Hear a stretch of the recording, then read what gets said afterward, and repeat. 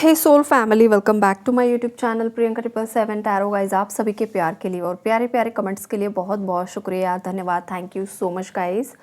Channel पर अगर आप नए हो तो चैनल को सब्सक्राइब ज़रूर कीजिए, बेल आइकन को ऑल पर लगाइए ताकि आने वाले हर वीडियो का नोटिफिकेशन आपको मिलता रहे।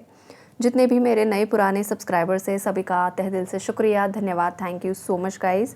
आप सभी की लाइफ में माता लक्ष्मी की कृपा बनी रहे और जो भी आपकी जेन्युइन जायज़ इच्छाएँ हैं, जो चीज़ें आप लाइफ में डिज़र्व करते हो वो इस 11/11 पोर्टल में मैनिफेस्ट हो जाए, यही दुआ है आप सभी के लिए गाइज। आज हम अलग अलग एनर्जी चेक करेंगे, जैसे कि जिन भी व्यूअर्स के लाइफ में कपल्स के बीच में रोमांटिक थर्ड पार्टी है तो रोमांटिक थर्ड पार्टी की एनर्जी क्या है ये आज हम चेक करेंगे।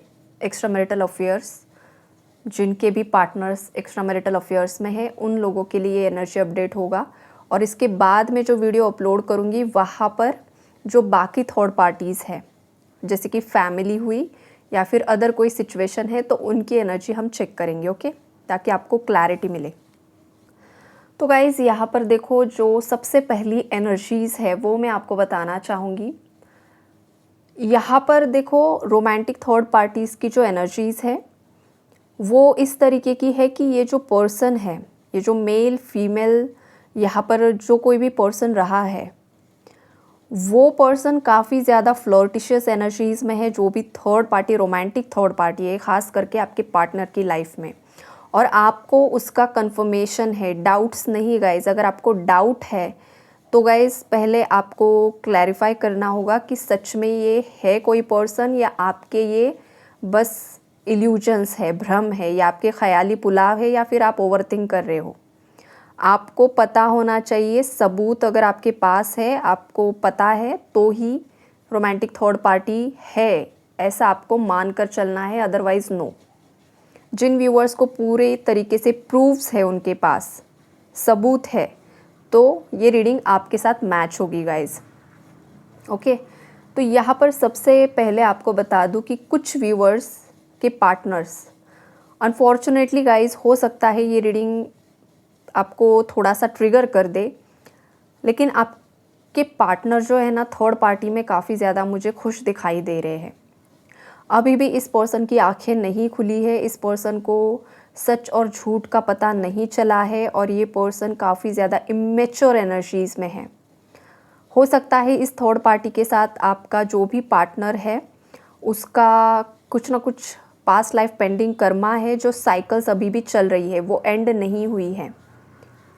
ये वाली स्ट्रॉन्ग वाइब्रेशन है। किसी को ये मैसेज ट्रिगर कर सकता है गाइज, लेकिन मैसेजेस स्ट्रेट देना भी आपको ज़रूरी है और पहला ही मैसेज इस तरीके का निकल कर आया है, लेकिन हाँ ये वाली एनर्जीज़ है। सेकंड टाइप गाइज ये एनर्जीज़ है कि आपके पार्टनर की लाइफ में, मतलब आपके सेपरेशन के बाद कोई रोमांटिक थर्ड पार्टी नहीं आई है, लेकिन आपकी एंट्री आपके पार्टनर की लाइफ में होने से पहले उनकी लाइफ में कोई पार्टनर रह चुकी है, तो उसकी एनर्जी है। फीमेल की एनर्जी है किसी। तो ये जो फीमेल है ना गाइस, इसकी जो एनर्जीज़ है वो काफ़ी ज़्यादा फ्लर्टिशियस एनर्जीज़ है, मल्टीपल रिलेशनशिप्स में रहना, चीटिंग की एनर्जी है, झूठ बोलने की एनर्जीज़ है, और ये काफ़ी ज़्यादा सॉफ्ट स्पोकन हो सकती है। इसे ख़ास करके बॉयज़ को, मेंस को मैनिपुलेट करना ये बहुत अच्छे तरीके से आता होगा शायद। मतलब कुछ फीमेल्स होती है ना, अपनी बातों से ही जैसे ऐसी बातें करेंगे कि सामने वाला हाय दीवानगी में चूर हो जाए। लेकिन ये देखो, ये जो एनर्जी होती है ना बहुत ख़राब एनर्जी होती है, बिकॉज़ ये बहुत कार्मिक साइकिल्स क्रिएट कर लेती हैं। हर दूसरे मेन पर ये अपनी चाल चल रही है या चाल चल रही थी पास्ट में, ऐसा कुछ यहाँ पर दिखाई दे रहा है। तो इस टाइप की जो फीमेल है, इसके साथ आपके पार्टनर का जो भी कार्मिक कनेक्शन था वो पूरी तरीके से एंड हो चुका है।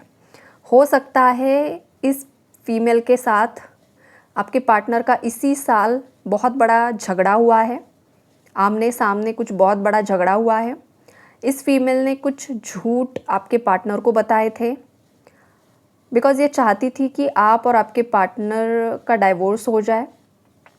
ये वाली चीज़ें यहाँ पर मुझे दिखाई दे रही है। और इसने जो कुछ भी किया आपके पार्टनर का बदला लेने के लिए किया, आपकी भी और आपके पार्टनर की मैरिड लाइफ को ख़राब करने के लिए किया। बिकॉज़ हो सकता है ना कि पास्ट में ही आपके पार्टनर को इसकी कुछ सच्चाइयाँ पता चल चुकी थी ऑलरेडी। और वैसे भी जो डेस्टिनी मुझे दिखाई दे रही है ना कि इस फीमेल के साथ आपके पार्टनर की लॉन्ग टर्म डेस्टिनी नहीं थी, वो जस्ट एक कार्मिक कॉन्ट्रैक्ट था, वो उतने ही समय का था, उतना कर्मा एक्सचेंज हो गया, देन वो एंड हो गया। लेकिन इस फीमेल ने रिवेंज होल्ड किया, बदले की भावना कि अब मैं इसका बदला लूँगी। तो इसने बहुत अच्छे तरीके से आपके पार्टनर का बदला लिया। स्टार्टिंग में तो जब आपका सेपरेशन हुआ तो आपके पार्टनर इसकी तरफ काफ़ी ज़्यादा अट्रैक्शन फील कर रहे थे और आपको गलत समझ रहे थे।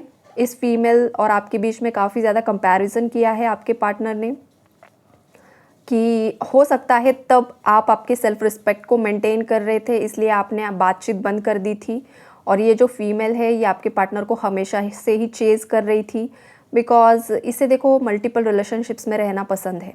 तो इसने आपके पार्टनर को भी एज अ ऑप्शन ही ट्रीट किया, वो उनसे पीछा मतलब उनका पीछा ही कर रही थी। और ये एक कार्मिक लेसन भी था आपके पार्टनर के लिए कि तुम किसके लिए लॉयल हो, इस एक्स पार्टनर के लिए हो या करंट में आपका जो डिवाइन काउंटर पार्ट है उनके लिए लॉयल हो। ये वाली एनर्जीज़ भी यहाँ पर मुझे मतलब अलग अलग व्यूअर्स की अलग अलग एनर्जीज़ दिखाई दे रही है। तो स्टार्टिंग के कुछ समय आपके पार्टनर बहक गए गाइस, इसकी कुछ मैनिपुलेशन में आ गए, इसने कुछ झूठे एविडेंस आपके पार्टनर को दिखाए हैं या नहीं भी दिखाए हैं, लेकिन हाँ एक बहुत अच्छी खासी स्टोरी उसने बनाई, आपके पार्टनर को सुनाई। आपके पार्टनर ने ब्लाइंडली ट्रस्ट किया और आपके पार्टनर ने आपको धोखा दे दिया, आपके साथ चीटिंग कर ली और आपके पार्टनर को लगने लगा कि जैसे कि आप ही उन्हें धोखा दे रहे हो और आप ही किसी रोमांटिक थर्ड पार्टी में इन्वॉल्व हो।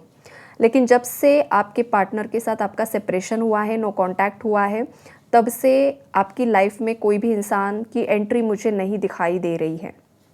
और अगर इन केस आपकी लाइफ में किसी की एंट्री हुई है गाइस, तो ये रीडिंग आपके लिए नहीं है। ये रीडिंग उन्हीं व्यूवर्स के लिए है जिनकी लाइफ में सेपरेशन और नो कांटेक्ट के बाद आप किसी भी अदर मेल या फीमेल की तरफ अट्रैक्ट नहीं हुए। आपने जस्ट आपका सेल्फ रिस्पेक्ट मेंटेन किया और आपको सब चीज़ें पता थी पहले से कि आपके पार्टनर किसकी तरफ अट्रैक्ट हो रहे हैं, क्या चल रहा है बिहाइंड द सीन, सभी बातें आपको पता थी। लेकिन उसके बावजूद आपने चुप्पी साधी। आपने हमेशा यही सोचा कि वक्त जवाब देगा।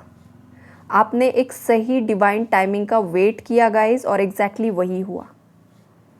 इस थर्ड पार्टी ने जो भी चाल चली, आपके पार्टनर जो भी इसके फिजिकल अट्रैक्शन में चले गए, ब्यूटी की तरफ अट्रैक्ट हो गए, हो सकता है काफ़ी ज़्यादा बॉडी एक्सपोज करना इसे पसंद है। और ये सब चीज़ें देखकर कोई भी मतलब जिन लोगों का अपने इमोशंस पर कंट्रोल नहीं होता है ना, तो वो उन लोगों को बाहरी ब्यूटी काफ़ी ज़्यादा पसंद आती है, उन्हें सादगी पसंद नहीं आती है, उन्हें लॉयल्टी पसंद नहीं आती है, उन्हें दिखावा पसंद आता है, उन्हें बाहरी सौंदर्य पसंद आता है। आंतरिक सौंदर्य जो होता है ना, जो एक शिद्दत वाला प्यार जिसे हम बोलते हैं, जिसे हम अपने पार्टनर के लिए लॉयल रहना बोलते हैं, कुछ लोगों को ये पसंद नहीं आता है। तो ये कुछ हुआ आपके पार्टनर के साथ और उन्होंने गलत चीज़ों में वो चले गए। और हुआ क्या आखिर में गाइस कि इस थर्ड पार्टी की जो भी असलियत है ना, वो डिवाइन ने आपके पार्टनर के सामने लाकर खड़ी कर दी। और जब आपके पार्टनर को सच्चाई पता चली तो आपके पार्टनर ने हो सकता है इसे फ़ोन कॉल किया है या फिर डायरेक्टली कहीं पर मिलने के लिए बुलाया। सच झूठ क्या है क्या नहीं है ये सब पूछा गया और थर्ड पार्टी ने भी सच उगल दिया। वो छुपा ही नहीं सकी। हो सकता है आपके पार्टनर में भी बहुत ज़्यादा एंगर इश्यूज़ है, हद से ज़्यादा उन्होंने प्रेशराइज़ किया या बहुत ज़्यादा भड़क गए वो। हो सकता है किसी ने किसी पर हाथ भी उठाया, इतने तक भी चीज़ें चली गई। सबके पार्टनर ने हाथ नहीं उठाया है, लेकिन हाँ किसी ने तो किसी पर हाथ उठाया है। मतलब इतना ज़्यादा चीज़ें ख़राब हो गई दोनों के बीच में कि मेरा अच्छा खासा जो रिलेशन था मेरी वाइफ के साथ या जो कुछ भी था तुमने वो ख़राब कर दिया, तुम्हारी वजह से ये चीज़ें ख़राब हो गई। अब देखो ये सब चीज़ें इस ईयर के स्टार्टिंग के 6 महीनों की एनर्जीज़ है गाइस, इस दौरान ही हुई है, मतलब जनवरी से लेकर जून तक, जनवरी से लेकर जून तक इन मंथ्स में कभी ना कभी ये चीज़ घटित हुई है। बहुत बड़ा झगड़ा हुआ आपके पार्टनर और उसके बीच में, टावर आ गया, कार्मिक साइकिल पूरी तरीके से एंड हो गई। देखो अभी मैं बोल रही हूँ 10-10 की एनर्जीज़ है, 10-10 दिखाई दिया मुझे। तो सिंक्रोनोसिटी किस तरीके से होती है, जो मैं रिकॉर्ड भी कर रही हूँ और एग्जैक्टली उसी वक्त जो नंबर मुझे दिखाई दिया है, तो 10-10 वो पूरी तरीके से ख़त्म हो गई। रोमांटिक थर्ड पार्टी के साथ आपके पार्टनर का जो भी कनेक्शन था, चाहे वो रोमांटिकली इन्वॉल्व नहीं भी थे सेपरेशन में, लेकिन हाँ वो कांटेक्ट में थे, थोड़ी बहुत बातचीत हो रही थी, या फिर कुछ व्यूवर्स के केस में डायरेक्टली वो पूरी तरीके से रोमांटिकली इन्वॉल्व भी थे, या कुछ केसेस में जस्ट एज अ फ्रेंड बातचीत चल रही थी, कांटेक्ट में थे, सेलफोन में एक दूसरे के नंबर्स थे, एक दूसरे को फॉलो कर रहे थे, लेकिन सडनली ये टावर मूवमेंट आ गया, एक दूसरे को अनफॉलो कर दिया, अनफ्रेंड कर दिया, ब्लॉक कर दिया और पूरी तरीके से कार्मिक साइकिल एंड हो चुकी है। ये भी यहाँ पर वाइब्रेशन निकल कर आ रही है। थर्ड एनर्जी ये है गाइस, ये जो रोमांटिक थर्ड पार्टी है आपके पार्टनर की लाइफ में पूरी तरीके से रिजॉल्व नहीं हुई है, पूरी तरीके से ये third party, romantic third party निकली नहीं है, ये अभी भी आपके पार्टनर की लाइफ में है और वो उनसे कमिटमेंट मांग रही है शादी के लिए, वो उनसे शादी करना चाहती है। किसी के मतलब किसी की वाइफ जिनकी एज 40+, 45+ यहाँ पर मुझे एनर्जीज पिक हो रही है, 55 की भी एनर्जीज़ है गाइस। तो अगर आपकी वाइफ या आपकी गर्लफ्रेंड की ये एज है तो हो सकता है ये रीडिंग आपके लिए है, बिकॉज़ यहाँ पर जो वाइफ है किसी की वो काफ़ी ज़्यादा यंग एनर्जी नहीं है गाइस, ये कोई थोड़ा सा मिड एज की फीमेल है जो 40+ है, ये वाली एनर्जी है, वो किसी के साथ एक्स्ट्रा मैरिटल अफेयर में है। तो वहाँ पर देखो गाइस क्या चल रहा है ना, ये जो मेल है उनकी लाइफ में काफ़ी ज़्यादा टॉक्सिक है, मैनिपुलेटिव है, मल्टीपल रिलेशनशिप में रहने वाला है, बहुत सारी फीमेल्स का, ख़ास करके मैरिड फीमेल्स के साथ रिलेशन में रहना, और वही जैसे कि उनके लिए मतलब ये ना जैसे कि उसके लिए गेम बन चुका है। बिकॉज होता क्या है ना, जब भी मैरिड फीमेल के साथ कुछ अफेयर चलाओ तो वो छुप जाती है, डर जाती है, लोग, समाज, सोसाइटी, बच्चे, उसका खुद का परिवार, उसकी खुद की फैमिली होती है, तो फिर ऐसे केस में वो डरने लगती है कि भाई ये रिवील ना हो जाए।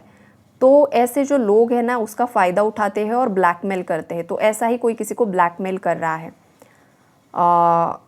मतलब ये जो चीज़ है ना ये काफ़ी ज़्यादा डेप्थ में जा रही है गाइस। कोई किसी को मतलब फिज़िकल होने के लिए भी फोर्स कर रहा है, या फोर्स करके ये सब चीज़ें कर चुका है ऑलरेडी, अनफॉर्चुनेटली गाइस।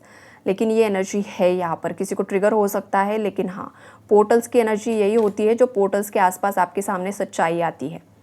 तो ये भी यहाँ पर हो चुका है, ये वाली एनर्जी से यहाँ पर कार्मिक है, लेकिन हाँ सच्चाई होती है शादी के लिए। ये जो कोई भी मेल है गाइस काफ़ी ज़्यादा ये पैशन मतलब कि जैसे कि बहुत सारे अफेयर्स चलाना, बहुत सारे लोगों में इन्वॉल्व रहना। और देखो ये कोई फीमेल भी हो सकती है, किसी की फीमेल पार्टनर भी है गाइस जिसका एज 40+ से लेकर आगे जितना कुछ भी है यहाँ पर, तो ये भी इसी एनर्जीज़ में ऑपरेट कर रही है। और गाइस यहाँ पर देखो मेरे व्यूअर्स में कोई है, मेरे व्यूअर्स में भी कोई है जिसकी एज 30 to 38 में मुझे दिखाई दे रही है, या किसी की 25 भी हो सकती है गाइस। आप भी मल्टीपल रिलेशनशिप्स में रह चुके हो, करंटली भी आप मल्टीपल रिलेशनशिप में फंसे हुए हो, कोई आपको खुद को ब्लैकमेल कर रहा है, कोई आपको परेशान कर रहा है। हो सकता है आप खुद भी मैरिड हो और आपको समझ में नहीं आ रहा है कि इस सिचुएशन से मैं अब कैसे बाहर निकलूँ, बिकॉज गलतियाँ तो आपने कर दी है।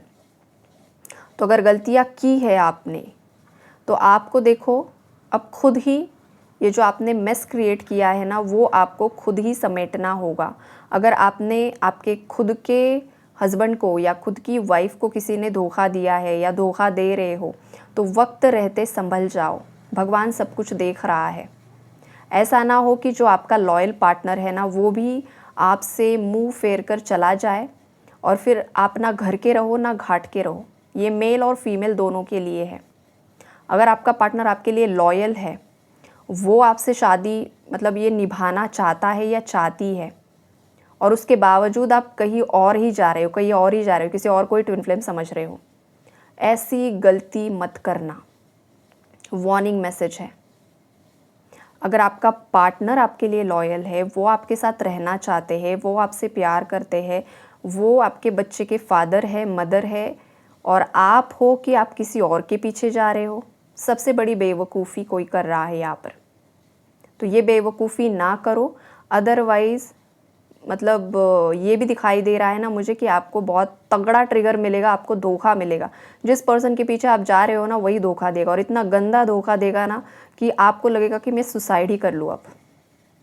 मतलब ये रियलिटी है गाइस, बिकॉज आपने गलतियाँ की है तो कर्मा भी मिलेगा, कर्मा के लिए भी वेट करो अब।